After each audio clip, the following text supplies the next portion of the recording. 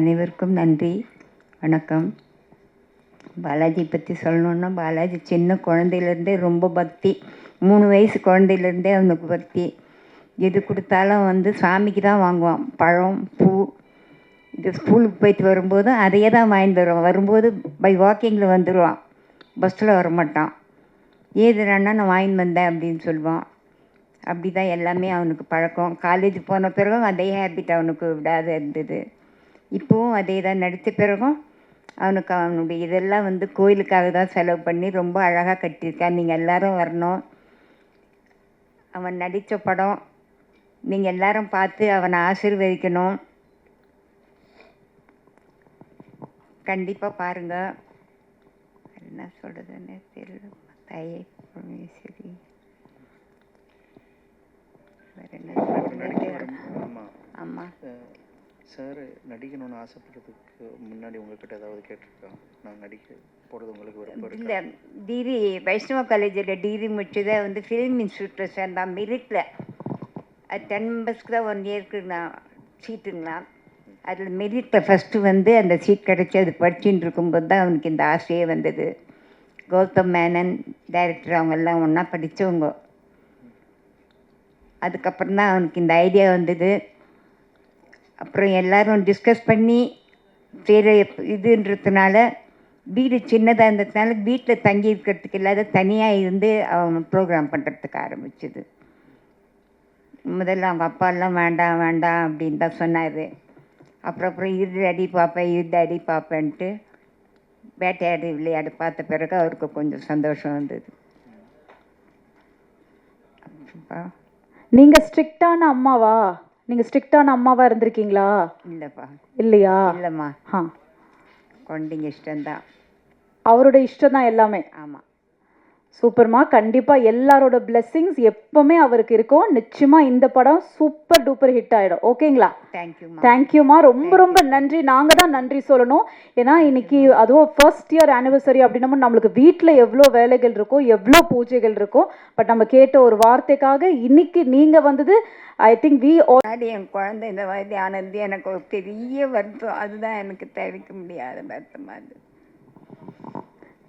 கண்டிப்பாம்மா. அவர் எப்பவுமே உங்கள் கூட தான் இருக்காரு. ஸோ இந்த படம் மூலியமாகவும் சரி, இனி வரும் நாட்கள் அவரோட படங்கள் இன்னைக்கும் வர யங்ஸ்டர்ஸ் நிறைய பேர் அவரை வந்து ரோல் மாடலாக எடுத்து இந்த மாதிரி வில்லனாக நடிக்கணும் அப்படின்றத எவ்வளோ பேர் கொண்டு வந்திருக்காங்க. அது அவர் நமக்காக விட்டுட்டு போயிருக்காரு. அது ரொம்ப அழகாக ஒரு அம்மாவாக நீங்கள் இத்தனை வருடமாக அவரை அந்த வளர்ப்பு தான் எல்லாத்துக்குமே ஒரு சக்ஸஸ் அப்படின்னு சொல்லுவோம். ஸோ ரொம்ப ரொம்ப நன்றிம்மா. Thank you so much. கடைசி கால 5 நாளைக்கு முன்ன என்னுடைய ப்ராப்பர்ட்டி எல்லாம் வந்து எனக்கு சின்ன மகன் இருக்கான், அவனுடைய பையன் இருக்கான், ராகவேந்திராவுக்கு தாம்மா எல்லாம். இன்னும் இது பேசுகிறானே அப்படின்னு சும்மா அவனே அப்சர்வ் பண்ணிட்டு இருந்தேன். வேறு ஒன்றுமே நினைக்க தோணல. எந்தெல்லாம் அவனுக்கு தாம்மா, எந்தெல்லாம் அவனுக்கு தாம்மா அப்படின்னோம்.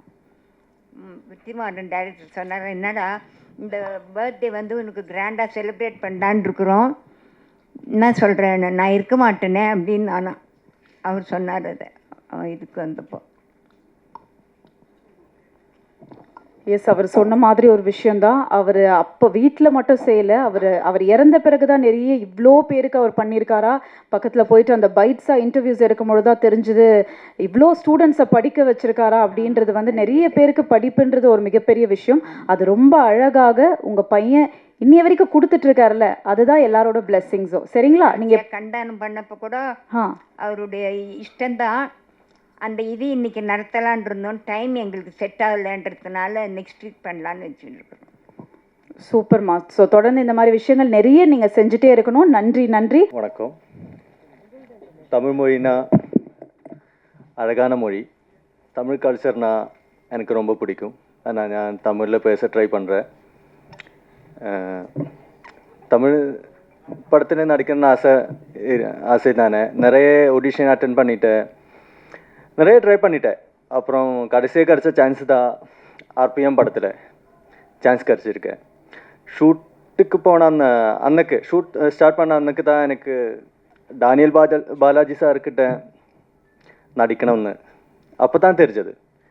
ஐயோ, நான் கற்றுக்கிட்டதும் கல்பனா மேம் சொன்ன மாதிரி நான் கற்றுக்கிட்டதும் ப்ராக்டிஸ் பண்ணதும் எல்லாமே மறந்து போச்சு. என்ன பண்ணணும்னு எதுவுமே தெரியல. என்ன கிடைச்ச வாய்ப்பு தானே, நம்ம யூஸ் பண்ணலைன்னா என்ன ஆகிடும், அதுவும் பயம் இருக்கு.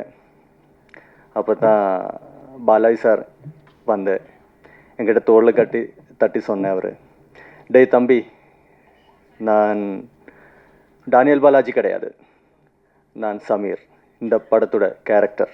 நீங்கள் அது மட்டும் மனசில் ஞாபகப்படுத்த போதும். சல்மான், சாரி, நான் சல்மான் தான், இந்த படத்தோட கேரக்டர். நீங்கள் அது மட்டும் நினச்சா போதும், நீ கான்ஃபிடெண்ட்டாக நடிங்க, பரவாயில்ல, உனக்கு முடியும் சொன்னார். அப்படி தான் எனக்கு ஒரு மனசுக்கு ஒரு கான்ஃபிடன்ஸ் எல்லாமே கிடச்சிருக்கேன், ஒரு தைரியமும் வந்துச்சு. ஆனால் நான் பாலாஜி சாரை நான் என்னோட குருவாய் கண்டுட்டு இருக்கேன். இல்லை, நிஜம்தான், என்னோட குரு தான். எனக்கு நிறைய டிப்ஸ் அவர் சொல்லி தந்தார். ஆக்ட் பண்ணும்போது ஐ பொசிஷன், இவரோட ஐனா நல்லா செம்மையாக இருக்கும் ஆக்ட் பண்ணும்போதெல்லாம், அது ஃபாலோ பண்ண நிறைய டிப்ஸ். அப்புறம் பாடி லாங்குவேஜ் எப்படி இருக்கணும், ஒரு டைலாக் எப்படி இருக்கணும், நம்ம டைலாக் டெலிவரி எப்படி வேணும், அந்த மாதிரி எல்லாம் நிறைய டிப்ஸ் அவர் எனக்கு ஒரு குரு மாதிரி நின்று சொல்லி தந்தார். அப்புறம் இது நான் ஒரு ஃப்ரெஷ்ஷாக வந்து எனக்கு நல்ல ஒரு வாய்ப்பு தந்த director Prasad sir, producer Kalpana ma'am, அப்புறம் நம்ம பாலாஜி அண்ணா, அவருக்கெல்லாம் என்னோட மனமார்ந்த நன்றி சொல்கிறேன். இந்த படத்துக்கு உங்கள் எல்லாரும் சப்போர்ட் தான் தேவை. இந்த படம் மிகவான ஒரு வெற்றி ஆகணும்னு அதான் நான் பிரார்த்தனை பண்ணிட்டு இருக்கேன். நன்றி. எல்லாருக்கும் வணக்கம். தமிழுக்கும் பெரிய வணக்கம். இது என்னோட முதல் சினிமா மேடை. ரொம்ப முக்கியமான நாளாக நான் இதை பார்க்குறேன். இந்த மேடையும் இந்த நாளும் எத்தனை வருஷத்துக்கு அப்புறம் திரும்பி பார்த்தாலும் என்னோடய கோர் மெமரியில் கண்டிப்பாக இருந்துகிட்டே இருக்கும். நான் இந்த படத்தில் ஓப்பனிங் சாங் எழுதியிருக்கேன். அதுக்கு வாய்ப்பு தந்த பிரசாத் சாருக்கும் கல்பனா மேமுக்கும் ஒரு பெரிய பெரிய பெரிய பெரிய நன்றி. சார் இந்த வாய்ப்பு எனக்கு கொடுத்ததுக்கு அப்புறமா இருக்கிற ப்ராசஸ் எல்லாத்தையுமே எனக்கு மெமரபுளாக ஆக்கிக்கிட்டே இருக்கணுன்றதுல ரொம்ப பர்டிகுலராக இருந்துகிட்டே இருந்தார். ஒரு இதையுமே இது என்னோடய முதல் வாய்ப்புன்றதுனால இது எனக்கு மைல் ஸ்டோனாக மாற்றிட்டே இருக்கணுன்றதில் சார் பர்டிகுலராக இருந்துகிட்டே இருந்தார். சார் நிறைய சர்ப்ரைசஸ் கொடுத்தாரு. இந்த ப்ராசஸ் எனக்கு எப்பயுமே மைண்டில் வச்சுக்கிட்டே இருக்கிறதுக்கு திரும்ப அதை ரெஃப்ரெஷ் பண்ணிக்கிட்டே இருந்தார். அதுக்கும் ஒரு பெரிய நன்றி சார். உங்கள் எல்லாருக்கும் நன்றி. இந்த படம் கண்டிப்பாக பெரிய வெற்றி அடையணும் அப்படின்றது எல்லாரோட ஆசையாகவும் இருக்குது. உங்கள் எல்லாரோட சப்போர்ட்டில் அது நடக்கும் நம்புகிறேன். ரொம்ப நன்றி. வணக்கம். ஃபர்ஸ்டே சொல்லிக்கிறேன், எனக்கு இந்த மாதிரி ஸ்டேஜ் ரொம்ப புதுசு. ஃபர்ஸ்ட் ஆஃப் ஆல் இந்த வாய்ப்பு கொடுக்க பிரசாத் பிரபாகர் சாருக்கு நன்றி. இந்த ஹார்ட் பீட்டுக்கு முன்னாடி நடித்த படம் இது. ஸோ நான் ஃபர்ஸ்ட் டே அங்கே ஷூட்டுக்கு போன எக்ஸ்பீரியன்ஸ் நான் வேணால் கொஞ்சம் ஷேர் பண்ணிக்கிறேன். ஒவ்வொரு ஃபர்ஸ்ட் ஷாட்டே எனக்கு அங்கே போனதுக்கப்புறம் தான் தெரிஞ்சு மோஸ்ட் ஆஃப் த சீன்ஸ் எனக்கு டேனியல் பாலாஜி சார் கூட தான் எனக்கு இருக்குன்னு. ஸோ ஃபர்ஸ்ட் 1-2 சீன்ஸ் எனக்கு சோலோவாக ஷார்ட்ஸ் இருந்துச்சு, நான் பண்ணிட்டேன். அதுக்கப்புறம் அவரோட தான் காம்பினேஷன் சீன்ஸ் அப்படின்னு சொன்னப்போ அவரோட என்ட்ரி அப்படியே வரும்போது கொஞ்சம் நர்வஸ் ஆச்சு. நர்வஸ் ஆகணும்னா அவர் கூப்பிட்டு ஏன் நர்வஸ் ஆகுறீங்க அப்படின்னு கேட்டார். இல்லை சார், எனக்கு முன்னாடி நான் வேட்டையாடு விளையாட உங்களோட படத்தை பார்த்துட்டு ஃபர்ஸ்ட் டைம் ஒரு கேரக்டர் பார்த்து நான் தியேட்டரில் பயந்து இருந்த ஒரு கேரக்டர், அதனால் அது இப்போவும் உங்களை பார்க்கும்போது அந்த ஒரு ஞாபகம் தான் எனக்கு வந்துச்சு அப்படின்னு அவர் சிரிச்சிட்டே சொன்னார். நீங்கள் அதெல்லாம் எதுவுமே யோசிக்காதீங்க, இந்த இடத்துல நீங்கள் ஒரு ஆக்டர், நானும் ஒரு ஆக்டர், அவ்வளோதான். ஸோ கேரக்டராக நீங்கள் என்ன பண்ணுமோ அது பண்ணிக்கோங்க, ஜாலியாக இருங்க, நம்ம ஃப்ரெஷ்ஷாக அப்படியே பண்ணிக்கலாம் அப்படின்னாரு. ஸோ அந்த ஒரு பூஸ்ட் எனக்கு அதுக்கப்புறம் அந்த சீன்ஸ் எல்லாமே அதனால எனக்கு மேபி நல்லா வந்துச்சோ இல்லை என்னமோ தெரில.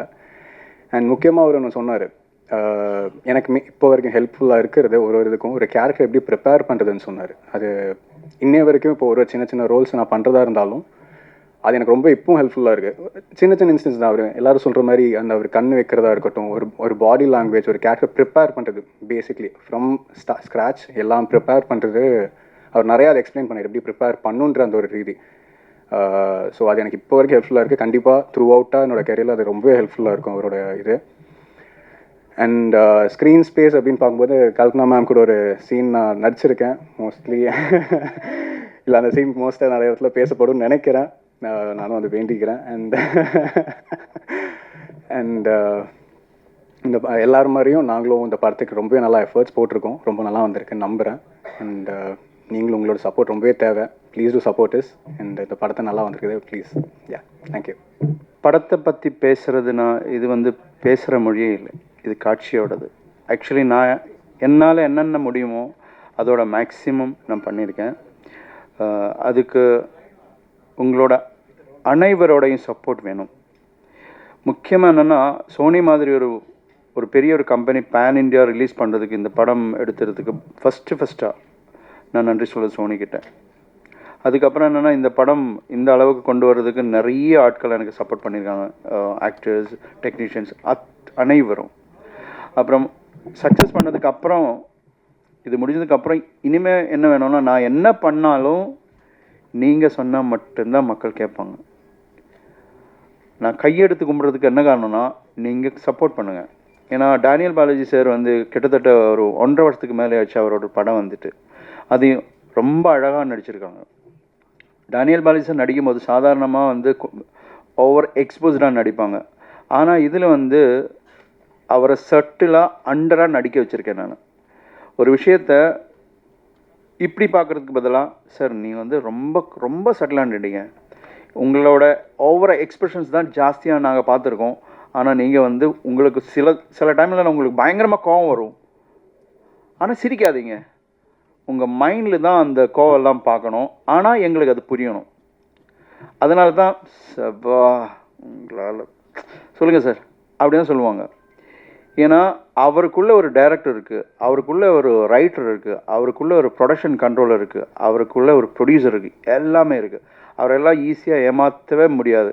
எல்லாமே கேட்பாங்க, நான் எதுக்கு சிரிக்கணும், எதுக்கு இப்போ வந்து 2 சீன் அடிக்கணும். என்னோடய அசோசியேட்ஸ் எல்லாம் வந்துட்டு அவர்கிட்ட பேசுகிறதுக்கு கொஞ்சம் பயப்படுவாங்க.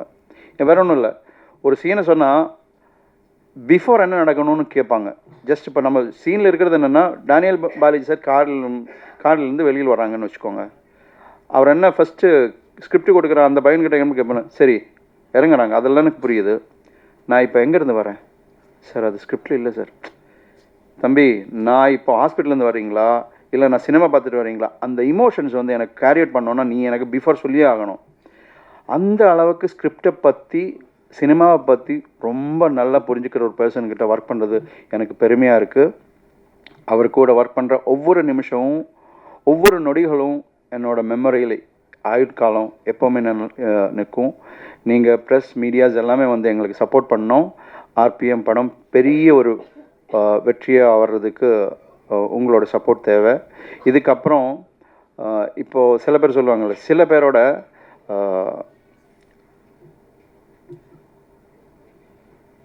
அன்பிரசன்ஸ் தான் நம்ம ப்ரெசன்ஸாக இருக்கும். அவர் இல்லாமல் இருக்கும்போது தான் அவரை பற்றி நம்ம ஜாஸ்தியாக பேசுவீங்க. அந்த மாதிரி ஒரு பர்சன்னா பாலாஜி சார். இங்கே வந்து அம்மா கிட்ட எனக்கு என்ன சொல்ல வேண்டியன்னா, அவர் எங்கிட்ட சொன்ன ஒரு விஷயம் என்ன, சார் சீக்கிரம் முடிங்க சார். என்ன சார் சீக்கிரம் முடிக்க என்ன காரணம், இதுதான் சார் என்னோடய கடைசி படம். என்ன சார் நீங்கள் அப்படி சொல்கிறீங்க? அப்படி கேட்கும்போது என்ன சொன்னேன்னா, சார் நான் ஃபுல்லாக ஸ்பிரிச்சுவலாக இறங்க போகிறீங்க சார் அப்படின்னு தான் சொன்னது.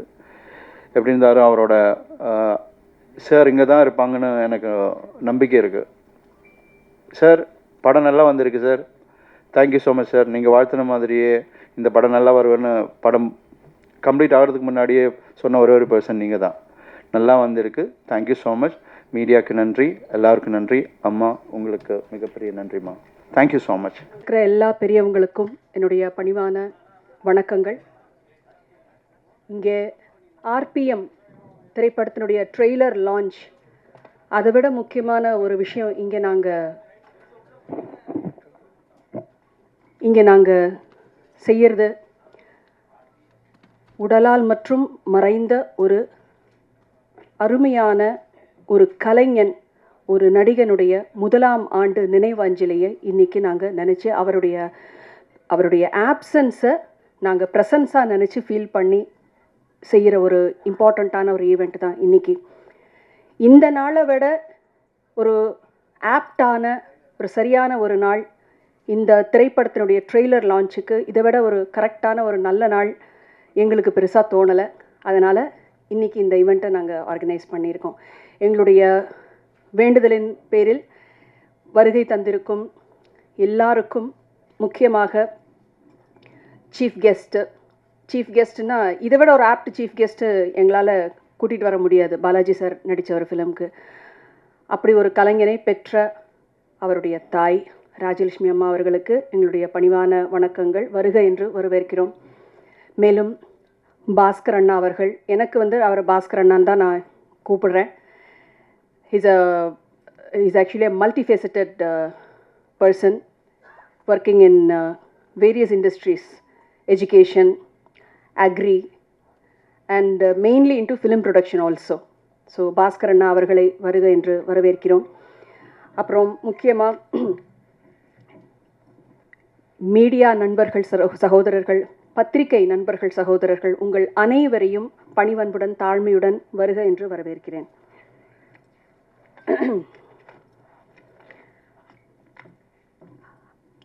இந்த திரைப்படத்தினுடைய ஆடியோ எங்களுக்கு எம்ஆர்டி அவங்க தான் இந்த ஆடியோ எடுத்திருக்காங்க. எம்ஆர்டி ரெப்ரசன்ட் பண்ணி முருகன் சார் அவர்களுக்கு என்னுடைய மனமார்ந்த நன்றிகள். அவங்கள வருக என்று வரவேற்கிறேன். இந்த திரைப்படத்தை சோனி பிக்சர்ஸ் இன்டர்நேஷ்னல் அவங்க தான் வந்து டிஸ்ட்ரிபியூட் பண்ணுறாங்க, ரிலீஸ் பண்ணுறாங்க. ஸோ சோனி பிக்சர்ஸ் இன்டர்நேஷ்னல் சார்பாக இங்கே வருகை தந்திருக்கும் சகோதரர் சிவா அவர்களையும் அன்புடன் வரவேற்கிறோம்.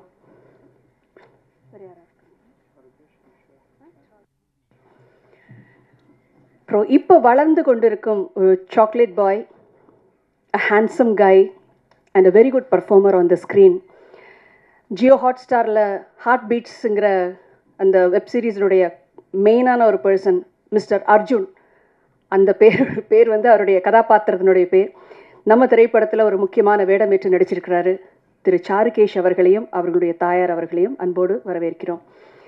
இந்த படத்தில் டெபியூ பண்ணியிருக்காரு, முதலாக நடித்திருக்கிறாரு ஒரு இம்பார்ட்டண்ட்டான கதாபாத்திரத்தில் ஈஸ்வர் கிருஷ்ணா அவரையும் அன்போடு வரவேற்கிறோம். மனசில் வந்துட்டோ மோனே, அவருக்கு மலையாளத்தில் சொல்லணும், அப்போ தான் கொஞ்சம் புரியும். அண்ட் இந்த திரைப்படத்திற்கு இன்னும் கூட ஆர்டிஸ்ட், முக்கியமாக வந்து பாலாஜி சாரோட ரன்னிங் ரோல் மாதிரி பாலாஜி சாரோட எப்பவுமே ஸ்க்ரீன் ஷேர் பண்ணிக்கிட்டே நடிச்சிட்டு வந்த 2 பேர் இருக்காங்க. நடிகர் பாபு அவர்கள் அண்ட் நடிகர் முத்து அவர்கள். உங்கள் எல்லாருக்கும் பரிச்சயம். அவங்கள வந்து அவங்களையும் நான் மனசார வெல்கம் பண்ணுறேன். நன்றி முத்து, நன்றி பாபு. அண்ட் இந்த படத்தில் வந்து ஒரு 3-4 பாடலாசிரியர்கள் பாடல்கள் எழுதியிருக்காங்க. தாமரை அக்கா, மோகன்ராஜன் சார் அவர்கள், கிரிதர் வெங்கட் சார் அவர்கள். அப்புறம் அதோடு சேர்த்து ஒரே ஒரு பாட்டு, எனக்கும் வந்து பாட்டு எழுதணும்னு ஒரு ஆசை வந்து முதல் முறையாக ஒரு பாடலை எழுதி அதை கம்போஸ் பண்ணியும் பாடியிருக்கேன். அதனால் இன்னைக்கு வந்து மற்றவங்க யாரும் வர முடியல, எங்களுக்காக வந்திருக்கிற கிரிதர் வெங்கட் அவர்களை அன்போடு வரவேற்கிறோம். And over to Shobana. நன்றி. இருக்கும் பணிவன்பான வணக்கங்கள். நான் முதல்ல டேனியல் பாலாஜி சாரை வந்து இயக்குனர் பிரசாத் பிரபாகர் சார் அவர்கள் வந்து டேனியல் பாலாஜி சாரை வீட்டுக்கு போய் அவங்கள வந்து பார்த்து இந்த ஃபிலிமுக்கு வந்து கன்ஃபார்ம் பண்ணி இது பண்ணப்போ அப்போ தான் வந்து என்னை பற்றி இன்ட்ரடியூஸ் பண்ணாங்க. ஸோ நான் வந்து அவருக்கு as a part of the movie making அவருக்கு நன்றி சொல்கிறதுக்காக, சார் எங்கள் படத்தில் நடிக்கிறதுக்கு நீங்கள் சம்மதிச்சதுக்கு உங்களுக்கு எங்களுடைய மனமார்ந்த நன்றி அப்படின்னு அந்த நன்றி சொல்கிறதுக்காக வீடியோ காலில் வந்துட்டு அவரை சந்திக்கக்கூடிய ஒரு தருணம் தான் எனக்கு கிடைச்சிது. இப்போ வீடியோ காலில் உங்களை நீங்கள் பாடுறீங்க, உங்களை பார்த்துருக்கேனே நான், எனக்கு உங்கள் பாட்டெலாம் நான் நிறைய கேட்டிருக்கேன், ரொம்ப சந்தோஷம் சார். சரி எவ்வளோ பாடுறீங்க, நான் கேட்குற பாட்டு உங்களால் பாட முடியுமா அப்படின்னாரு. சார் கண்டிப்பாக சொல்லுங்கள் சார், தெரிஞ்சால் கண்டிப்பாக இப்போவே பாடுறேன் சார் அப்படின்னு. அவர் முதல்ல என்கிட்ட கேட்டது, நம்ம தண்ணீர் படத்தில் வர எம்எஸ்வி சார் அவர்கள் இசையமைத்த சுசிலாமா அவர்கள் பாடிய கண்ணான பூமகனே கண்ணுரங்கு சூரியனே அப்படிங்கிற பாட்டு உங்களுக்கு தெரியுமான்னு கேட்டார். ஆக்சுவலாக அந்த பாட்டு வந்து நான் நிறைய கேட்டு வளர்ந்துருக்கேன், ஆனால் பாட்டு வந்து எனக்கு பாடுறதுக்கு எனக்கு பாடம் இல்லை. நான் சொன்னேன், சார் மன்னிக்கணும், நீங்கள் ரொம்ப ஒரு அழகான பாட்டு கேட்டிருக்கீங்க, ஆனால் வந்து இந்த பாட்டை நான் கற்றுக்கிட்டு ப்ராக்டிஸ் பண்ணிவிட்டு உங்களுக்கு கண்டிப்பாக நான் வந்து நேர்லேயே வந்து உங்களுக்கு நான் பாடி காமிக்கிறேன் அப்படின்னு சொன்னேன். அப்படியா, சரி வேற ஒரு பாட்டு சொல்கிறேன், அது பாட முடியுமா அப்படின்னாரு. என்ன பாட்டு சார் சொல்லுங்கள். சிங்கார வேலனே தேவா பாட தெரியுமான்னு கேட்டார். அது நல்லா தெரியும் சார் சொல்லிவிட்டு உடனே வீடியோ காலில் வந்துட்டு நான் சிங்கார வேலனே தேவா பாடினேன். பாடி முடிச்சு அவருக்கு ரொம்ப சந்தோஷமாக இருந்தது. அதாவது நான் அவருடைய பேக்ரவுண்டில் என்ன, அவர் எப்பேற்பட்ட ஒரு நடிகர், திறமைசாலி, அதில் எந்த ஒரு மாற்று கருத்துமே கிடையாது. பயங்கரமான திறமைசாலி. சினிமா நுணுக்கங்களை பற்றியும் நடிப்பு திறன்களை பற்றியும் ஸ்க்ரீன் ஸ்பேஸை எப்படி வந்துட்டு, ஏன்னா பாலாஜி சார் வந்து ஒரு ஸ்க்ரீனில் வராருனாவே கம்ப்ளீட்டாக கேப்சர் பண்ணிடுவார். அது அது அது நெகட்டிவிட்டி ரோலாக இருக்கட்டும், எதுவாக இருக்கட்டும். மோஸ்ட்லி அவர் நடித்ததெல்லாம் வில்லன் கேரக்டர்ஸ் தான். அந்த வந்தாலே நான் அந்த கண்ணுக்கு அவ்வளோ பவர் இருக்குது. அதுதான் முக்கியமாக சொல்லுவாங்க, ஒரு நடிகருக்கு வந்து கண்ணு பேசணும் அப்படின்னு சொல்லுவாங்க. நான் பெரியவங்க சொல்லி கேள்விப்பட்டிருக்கேன். அந்த மாதிரி அந்த பாட்டு அவர் பின்னாடி இருக்கிற அவர் உட்காந்துட்டு இருந்த ரூமில் ரொம்ப சிம்பிளாக இருந்தது. நான் வந்து பிரசாத் சார்ட்ட கேட்டேன், என்னங்க இவர் இவ்வளோ பெரிய நடிகர், என்ன ரொம்ப சாதாரணமாக ஒரு கைத்துக்கட்டில் சிம்பிளாக அவர் பாட்டுக்கு சிம்பிளாக இருக்காருன்னமா. அவர் இருக்கிற இடமும் அப்படி தான் இருக்குது, அவர் வாழ்ந்துட்டு இருக்கிற வாழ்க்கையும் அப்படி தான் இருக்குது. ஏன்னா யதார்த்தமான ஒரு வாழ்க்கை. ஏன்னா ஸ்க்ரீனில் எல்லாரும் பெரிய ஸ்டால்வாட்ஸாக இருக்கலாம், திறமைசாலிகளாக இருக்கலாம். ஆனால் நிஜ வாழ்க்கையில் எல்லாருமே வந்துட்டு அவங்கவுங்க அம்மா அப்பாவுக்கு பிள்ளை, கணவருக்கு மனைவி, மனைவிக்கு கணவன், பிள்ளைங்களுக்கு தாய் தகப்பன், இவ்வளோதான் ஒரு குடும்பம். ஒரு ஹியூமன் பீயினோட லைஃபே ரிவால்வ் ஆகிறது இவ்வளோக்குள்ளே தான். எனக்கு ரொம்ப ஆச்சரியமாக இருந்தது அவருடைய சிம்பிளிசிட்டி. அப்புறம் இந்த பாட்டை வந்துட்டு செய்ய இவ்வளோ மாதிரி கேட்டார். ஒரு இவ்வளோ நம்மெல்லாம் பார்த்து ரொம்ப மெச்சி ரொம்ப சந்தோஷப்பட்ட ஒரு நல்ல ஒரு ஆர்டிஸ்ட் வந்து நம்ம படத்தில் வேறு நடிக்கிறாங்க பாலாஜி சார். அவர் கேட்டு இந்த பாட்டை கற்றுக்கிட்டு பாடணும்னு சொல்லி ஒரு ஃபியூ டேஸில் வந்து அந்த பாட்டை உட்காந்து படித்து நோட்ஸ் எடுத்து நான் வந்து வாய்ஸ் நோட்டாக அனுப்பினேன். ஏன்னா அவரை பார்க்கக்கூடிய சந்தர்ப்பம் கிடைக்கல, அதனால இது வந்து எக்ஸ்டெண்ட் ஆகக்கூடாது, ஒரு ஆசையாக கேட்டார் அப்படின்னு சொல்லிட்டு அதை வாய்ஸ் நோட்டாக நான் அனுப்பினேன். பிரசாத் சார் வந்து பாலாஜி சாருக்கு அனுப்பியிருப்பார்னு நினைக்கிறேன். அந்த பாட்டை ஒரு சில காரணங்களுக்காக நான் அந்த பாட்டை இப்போ பாட விரும்புகிறேன். ஏன்னா அந்த பாடல் வரிகள் என்ன சொல்கிறதுனா, இன்றைக்கி இருக்கிற தேதிக்கு அந்த மறைந்த அந்த ஆத்மாவுக்கு அது ரொம்பவே வந்து பொருந்தும். அதனால் வந்து வித் யுவர் பர்மிஷன் அந்த பாடலை ஜஸ்ட் நான் மாத்திரம் தான் பாட போகிறேன், நோ இன்ஸ்ட்ருமெண்ட் நத்திங். பாடலாமா? கேட்குறீங்களா? வாழ்க்கையில் வந்து ஒரு சிங்கருக்கு வந்து பாடகர்களுக்கு வந்து இன்னும் நான் வந்து இந்த தமிழ் மண்ணில் பிறந்த ஒரு பொண்ணு. எனக்கு எம்எஸ்வி சாருடைய பாடல்களோ, இளையராஜா சார் அவர்களுடைய பாடல்களோ, ஜி ராமநாதன் அவர்கள்லேருந்து இன்றைக்கி AR Rahman sir, Anirudh sir, எல்லாருமே வந்து இதெல்லாம் வந்து it is a part of culture. நம்ம இந்த மண்ணுடைய மனம்னு சொல்லுவாங்கல்ல, அது மாதிரி வளர்ந்த ஒரு பொண்ணு தான் நான். எனக்கு பல பாடல்கள் எனக்கு மெமரிஸ். சில பாடல்கள் முக்கியமாக வந்து எஸ்பிபி சார் மறைவுக்கு அப்புறம் எனக்கு வந்து பல பாடல்கள் கேட்குறதுக்கே ஒரு மாதிரி பயமாக இருந்தது.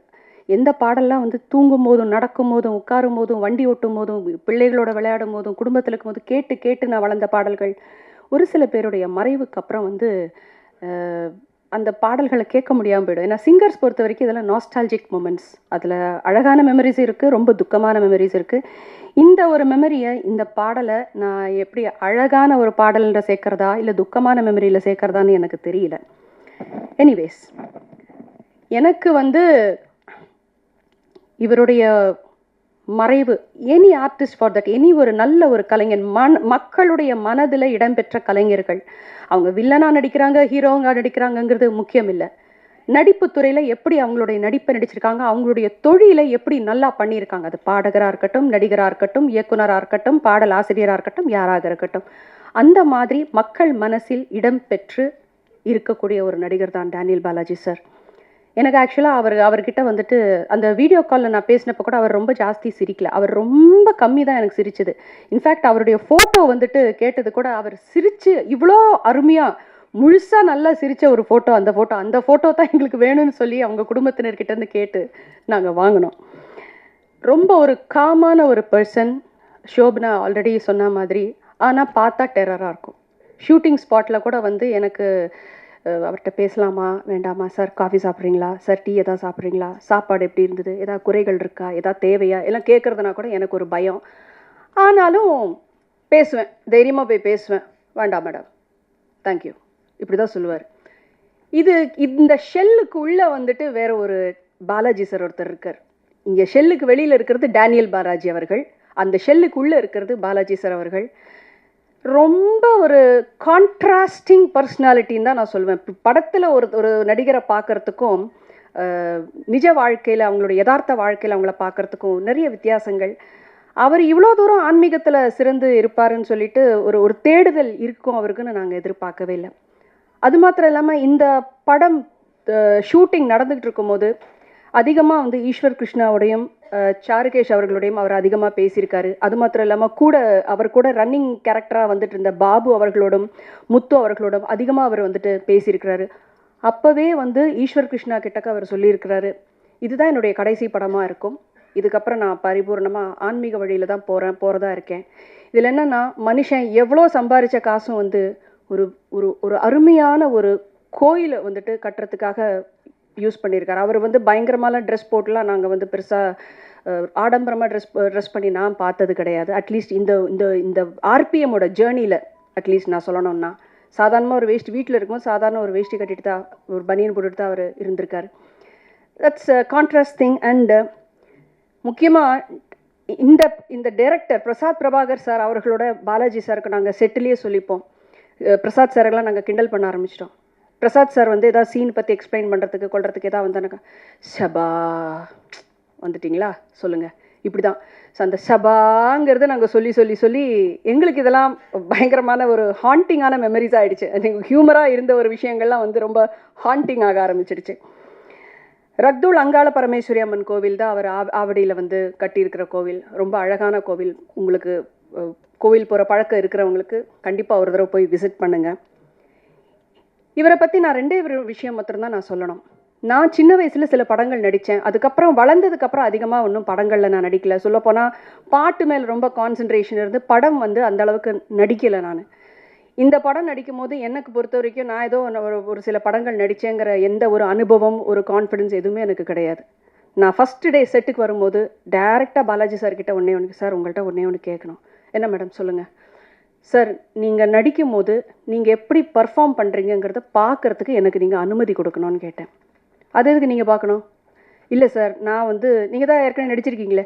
சார் இல்லை சார், அவ்வளோ பெரிய வார்த்தையெல்லாம் சொல்லாதீங்க. உங்கள் முன்னாடி அந்த வார்த்தையை சொல்கிறதுக்கெலாம் எனக்கு எந்த தகுதி இல்லை. நான் கற்றுக்கிறேன். என்ன ஒரு ஸ்டூடெண்ட்டாக நினச்சி ஜஸ்ட் அட்லீஸ்ட் நீங்கள் பர்ஃபார்ம் பண்ணுறதை எனக்கு பார்க்குறதுக்கு அனுமதி கொடுங்க. சரி பாருங்கள். ஸோ பல ஷார்ட்ஸ் வந்து அவர் எப்படி ஒர்க் பண்ணார், எப்படி, ஏன்னா ஸ்க்ரீனில் ஒரு நடிகருடைய ப்ரெசன்ஸு, அந்த பர்ஃபார்மன்ஸை பார்க்குறது ஒரு விஷயம். சாதாரணமாக இருப்பார். ஆனால் அந்த ஆக்ஷன்னு சொன்னதுக்கப்புறம் அவருடைய கண், அவருடைய பாடி லாங்குவேஜ் அந்த கேரக்டருக்குள்ளே அப்படியே வந்துடுவார். இது ஒன்று. ரெண்டாவது நான் பகிர்ந்துக்கணும்னு நினைக்கிற ஒரு விஷயம், இந்த படத்தில் ஈஸ்வர் கிருஷ்ணா அவர்களும் இங்கே இருக்கிற தயா பிரசாத் பிரபாகர் அந்த அவங்களுக்கும், இவங்க ரெண்டு பேருக்கும் வந்து இது டெபியூ ஃபிலிம். முதலாக இவங்க வந்து ஃபுல் ஃப்ளெஷ்டாக ஒரு ஃபிலிமில் அவங்க நடிக்கிறாங்க. இவங்ககிட்ட எப்படி அப்ரோச் பண்ண போகிறாரு அப்படின்னு சொல்லிட்டு எனக்கு பார்க்கணுன்னு ஒரு ஆர்வம். தயா பிரசாத் அவர்களோட வந்து காம்பினேஷன் சீன்ஸ் நிறையா பாலாஜி சாருக்கு இருந்தது. அண்ட் ஈஸ்வரும் இதே மாதிரி தான் வந்து நடிக்கும் போது ஃபஸ்ட் டே வந்து ஈஸ்வர் நடிக்கும் போதே வந்து டென்ஷன், பயங்கர ஒரு படபடப்பு. ஈஸ்வர் என்னென்னலாம் ப்ரிப்பேர் பண்ணிட்டு வந்தாரோ கற்றுட்டு வந்தாரோ டோட்டலாக அங்கே மறந்தாச்சு. அப்போ இவர் ஒரே வார்த்தை சொன்னார், தம்பி நடிக்கும் போது பயப்படக்கூடாது. இன்னொன்று, நீங்கள் நடிக்கும் போது நான் டேனியல் பாலாஜி கிடையாது. நான் ஒரு சாதாரண இந்த கேரக்டருக்கு உள்ள ஒரு மனுஷன். அந்த கேரக்டரை மாத்திரம் நீ பார்த்தா போதும், உன்னுடைய வேலையை நீ கான்ஃபிடென்ட்டாக தைரியமாக நீ பண்ணு அப்படின்னு ஒரு டெபியூ நியூ கம்மருக்கு அவர் கொடுத்த உற்சாகம் அது எனக்கும் ஒரு படிப்பினையாக இருந்தது. தயா பிரசாத்துக்கு வந்துட்டு அவங்க நடிக்கும் போது பல ஷார்ட்ஸில் வந்து இது இப்படி தான் இருக்கணும், ஃப்ரேம் இப்படி தான் பார்க்கணும், கண் இப்படி இருக்கணும் அப்படின்னு சொல்லி நிறைய வந்து அவர் வந்துட்டு சொல்லி கொடுத்தாரு. இதெல்லாம் வந்து இதெல்லாம் பல பல பெரிய நடிகர்கள் வந்துட்டு ரொம்ப கற்று தேர்ந்தவர்கள் நிறைய பேர் பண்ணுறாங்க. ஆனால் இது சில பேர் வந்துட்டு நான் இதுக்கு இது தலையணும், அவங்க எப்படின்னா அவங்க ஃபிலிம் அவங்க நடிக்கிறாங்க எப்படின்னா போட்டோன்னு சில பேர் இருக்காங்க. ஆனால் அந்த ஒரு பர்ஃபார்மன்ஸ் கொடுத்து, இப்போ ஈஸ்வர் கிருஷ்ணாக்கும் சரி தயாக்கும் சரி அவங்க இந்த படத்தில் நல்லா பர்ஃபார்ம் பண்ணியிருக்காங்கன்னு ஒரு பேர் வரணும்னா அதில் 50% வந்து டேனியல் பாலாஜி சாருக்கு போகும் தான் சொல்லுவேன். 50% டைரக்டர் சார் அவருக்கு போகும். ஸோ இந்த விஷயங்கள் அதுவும் இல்லாமல் இந்த படம் வந்துட்டு it's a suspense thriller. Daniel Balaji சாருக்கு வந்து உங்களுக்கு எவ்வளோ தூரம் தெரியும் தெரியல, லேஸில் ஒரு ஸ்கிரிப்டை அவர் ஒத்துக்க மாட்டார். லேஸில் ஒரு ஸ்கிரிப்டை கன்வின்ஸே பண்ண முடியாது. அதுவும் இல்லாமல் இந்த க்ரைம் சஸ்பென்ஸ் த்ரில்லர் மாதிரி இருக்கிற மூவிஸை 1008 லாஜிக் இருக்கணும். ஒவ்வொரு சீனுக்கும் அந்த கதை மூவ் ஆகிற விதங்கள் எல்லாத்துக்குமே அந்த லாஜிக் இருக்கணும். அதில் பிரசாத் பிரபாகர் சார் வந்து ரொம்ப அழகாக கதையை விவரித்து அவருடைய கதாபாத்திரத்தினுடைய தன்மை என்ன ஏதுன்னு ஃபிலிமை பற்றி ரொம்ப கரெக்டான கன்ஸ்ட்ரக்ஷன், அந்த ஒரு ஃப்ரேம் ஒர்க்கு கரெக்டாக கொடுத்து, அதுக்கப்புறம்தான் பல மீட்டிங்குகளுக்கு அப்புறம்தான் வந்து பாலாஜி சார் வந்து இந்த படத்தை வந்துட்டு நடிக்கிறதுக்கு ஒத்துக்கிட்டாரு. அந்த மாதிரி ஒரு பரிபூர்ண உழைப்பு ஆர்பிஎம் டீம் எல்லாருமே இதில் ஒர்க் பண்ணியிருக்கிற ஆர்டிஸ்ட்டும் சரி, இதில் ஒர்க் பண்ணியிருக்கிற டெக்னீஷியன்ஸும் சரி, ஒரு பரிபூர்ண உழைப்பு மூலமாக வந்துகிட்டு இருக்கிற ஒரு ப்ரொடக்ஷன் தான் ஆர்பிஎம். இந்த திரைப்படத்துக்கு உங்கள் எல்லாருடைய பேராதரவும் ஆசீர்வாதமும் நல்ல குட் விஷஸும் எங்களுக்கு என்றைக்குமே இருக்கணும். இன்னும் மேலும் மேலும் உழைக்கிறதுக்கு எங்கள் டீம் நாங்கள் தயாராக இருக்கோம். மேலும் மேலும் நல்ல ஆப்பர்ச்சுனிட்டிஸ் இந்த படத்தில் நடித்தவங்க, ஒர்க் பண்ணவங்க எல்லாருக்குமே இன்னும் வாழ்க்கை இன்னும் நல்லபடியாக உயரணும் அப்படின்னு சொல்லிட்டு நான் மனசார வேண்டிக்கிறேன். அது மாத்திரம் இல்லாமல் இன்றைக்கி நாள் வந்து அவர் இறந்த நாளாக இருக்கலாம், ஆனால் இன்றைக்கி ரொம்ப விசேஷம். இன்றைக்கி சூரிய கிரகணம் இப்போ நடந்துக்கிட்டு இருக்குது. அது மாத்திரம் இல்லாமல் நிறைய கிரகங்களோட சேர்க்கை ரொம்ப நல்ல விஷயம். இந்த உலகத்துக்கே வந்து நிறைய நன்மை நடக்கக்கூடிய ஒரு தினமாக எல்லாரும் சொல்கிறாங்க. அந்த ஆசீர்வாதம் எல்லாருக்கும் நம்ம எல்லாருக்குமே கிட்டட்டும் அப்படின்னு சொல்லி வேண்டி எனக்கு இந்த வாய்ப்பை அளித்த ஆர்பிஎம் டீம் அவர்களுக்கு நன்றி தெரிவித்து விடைபெறுகிறேன். நன்றி, வணக்கம்.